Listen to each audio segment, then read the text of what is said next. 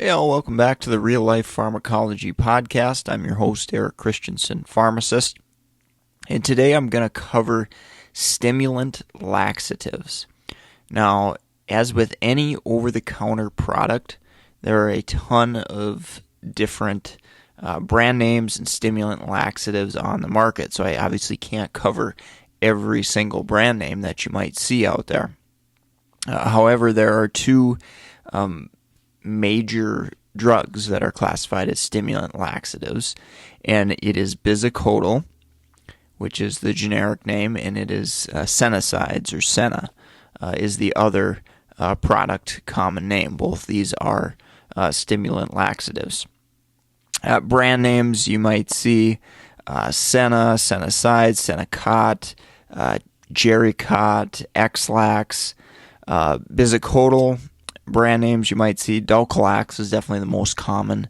I have seen various X-Lax products will have different ingredients in it depending upon what's in it and what it is. So I can't stress that enough. Obviously, hopefully, you're a healthcare professional listening to this. You've really got to look at the back of that label if you absolutely want to know what's in an over-the-counter product, because these brand name change. There's different formulations and all that sort of stuff. So pay attention, look at the back of the label. If you're on a phone interacting with a patient, something like that, have them send you a picture, have them read it off, what it says on the back, which that can be challenging sometimes too with visual difficulties and small writing, but do the best you can to get the info off the back of the label rather than just the brand name of the medication, because it could have different components within it. The mechanism of action for stimulant laxatives, it's kind of in the name.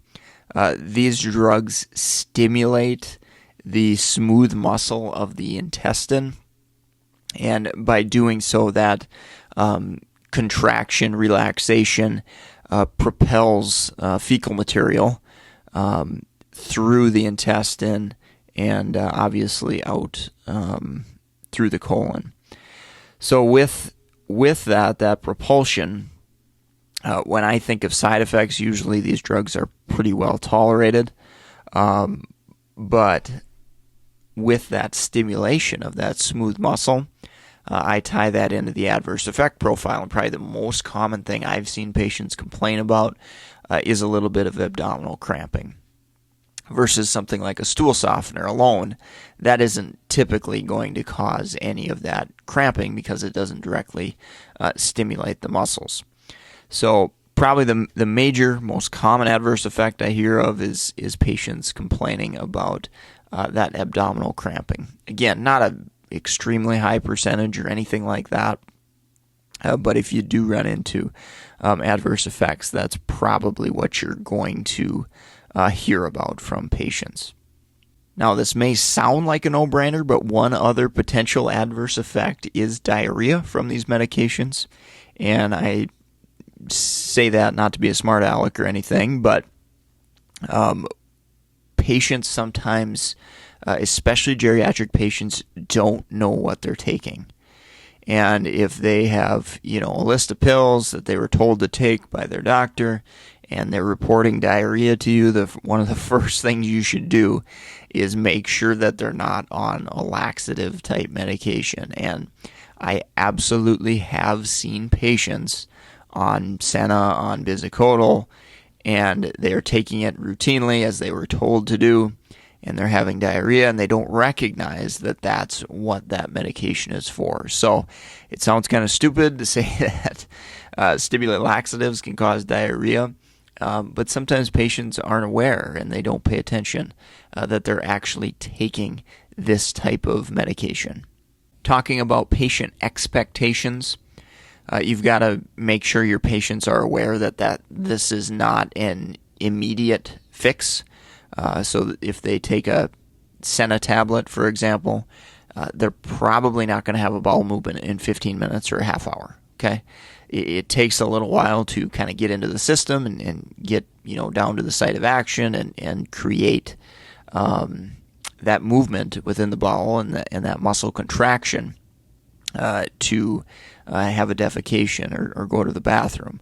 So onset, anywhere from probably 6 hours, maybe up to a day before this medication really gets working and produces that bowel movement, which is obviously what the patient is going to be after. So definitely tempering those expectations a little bit and making sure patients recognize that this probably isn't going to work within an hour.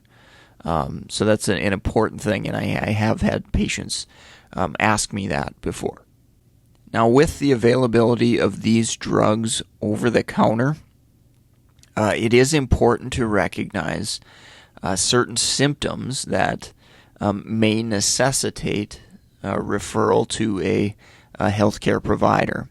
So if you're one of the people on the front lines, a nurse, pharmacist within a community pharmacy, and you're noticing that, patient is consistently coming to pick up laxatives over the counter, or they're needing laxatives more and more and more, it's really important to make sure there's not something else medically going on and or something else from a medication perspective going on that's causing this constipation, because there are lots of non-drug interventions that we can do to try to help manage constipation if that's what it is. But we can also change medications, and we can also ensure that something from a medical perspective isn't going on as well. So warning signs, alert signs. So if patients are requiring these medications day after day after day for a period of a few weeks, that type of thing, that is concerning and should kind of warrant referral. Obviously, if they're being guided under medical supervision to take these on a chronic basis, that's not obviously quite as concerning there. Somebody's keeping an eye on them anyway. Another symptom concern that should alert you right away is any type of bleeding or blood in the stool. Very, very important that we get that assessed and we figure out what the heck is going on there. So a couple important things that you need to think about. If something doesn't feel right, obviously refer that patient on to be assessed there, because some patients definitely do try to treat things on their own and take over the counters and really don't want to seek medical attention. But if you're on those front lines and catch that, definitely refer those patients on where those symptoms are dragging on or there's alert symptoms like bleeding.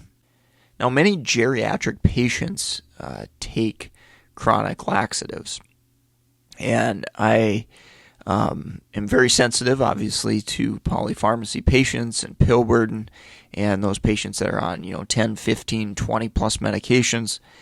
And I have seen a lot of duplication within the constipation realm. So probably one of the most common things I have seen, so let's say you've got a patient taking Senna S. So Senna S contains sennosides as well as a stool softener, which is typically docusate. So that combination, I have seen added on a separate dose of docusate, whether the provider doesn't recognize that Senna S contains docusate or they're doing it for a different reason. Here we are just kind of adding more pills, and we've got one medication, the Senna S, that has both medications, that has two medications in it, and then we add on another medication, docusate, that's already in the Senna S. So it really can add up, create a large pill burden for patients. Another situation I've seen is duplicate stimulant laxatives, so a Dulcolax or bisacodyl with a Senna or sennosides, and a clinician not recognizing that these medications work the same way, or the patient is taking over-the-counter laxatives on their own, and the provider says to begin taking a different stimulant laxative. Okay, so a few situations where I've definitely seen polypharmacy result, duplicate therapy result, and good way to try to reduce pill burden and making sure our patients are trying to avoid and minimize polypharmacy there. Let's take a quick break from our sponsor, and I'll finish up on drug interactions. If you enjoy the content of this podcast, go ahead and support our sponsor, meded101.com/store, STORE. There's great resources for practicing clinical pharmacists, nurses, physicians, med students, PAs, nurse practitioners, all sorts of different clinical folks that work with medications. Meded101.com/store is where you can find that whole list of resources. For pharmacists specifically, we also have board certification study material as well. So pharmacotherapy, NAPLEX for pharmacy students, board certified ambulatory care pharmacists, as well as geriatric pharmacists too. So go check out those resources. Appreciate your support and the sponsor, and obviously supporting the podcast as well. So wrapping up on drug interactions today, with stimulant laxatives, we're pretty fortunate in that there is not a ton of drug interactions. So that's definitely a good thing. But I do want to alert you to a couple things that you may rarely see anyway. So first, I did mention diarrhea. You've got to think about other medications that can cause diarrhea, so it may kind of exacerbate those things. Obviously, if you run into that situation, you're going to stop the stimulant laxative if they're having, loose stools and diarrhea. So it's pretty easy, pretty straightforward to deal with on that front. Now, I will say there is a slight difference with bisacodyl and senna. So I know a lot of patients who take antacids, things like Tums, calcium carbonate, and bisacodyl specifically. The effects of that medication can be reduced if taken with antacids. So if you've got a patient, maybe they're taking bisacodyl chronically, maybe they're on chronic opioid therapy with it. If you begin taking an antacid, taking Tums, calcium supplementation, for example, you may run into a reduced effectiveness of that medication, necessitating an increase in that dose to try to maintain their constipation diarrhea balance. So very important to remember that one. Both bisacodyl and senna, there is a potential risk to kind of exacerbate the effects of polyethylene glycol. So that would be a brand name like Miralax. So important to maybe remember that. With that said, I definitely have seen these agents used together, but important to note that you may kind of get some additive type effects when you're using a stimulant laxative with a polyethylene glycol type product. So that is the podcast for today. Remember to go to reallifepharmacology.com. Get your free top 200 study guide. It's a 31-page PDF, very large PDF, where I kind of break down the top 200 drugs and really give you essential, critical information that often shows up on pharmacology exams and exams kind of throughout your career when you're being tested on medications. So go snag that for free.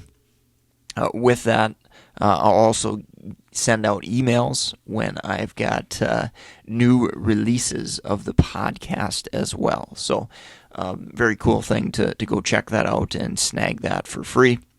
I've got that free Audible book. You can find that at meded101.com/store. If you've never had a book from Audible, go snag that for free. You can get 6 to 8 hours of audio content by going through those links at meded101.com/store.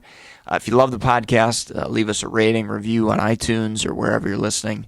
It's greatly appreciated. Share us with a colleague, a friend, a student in trying to advance medication knowledge. With that, thanks so much for listening.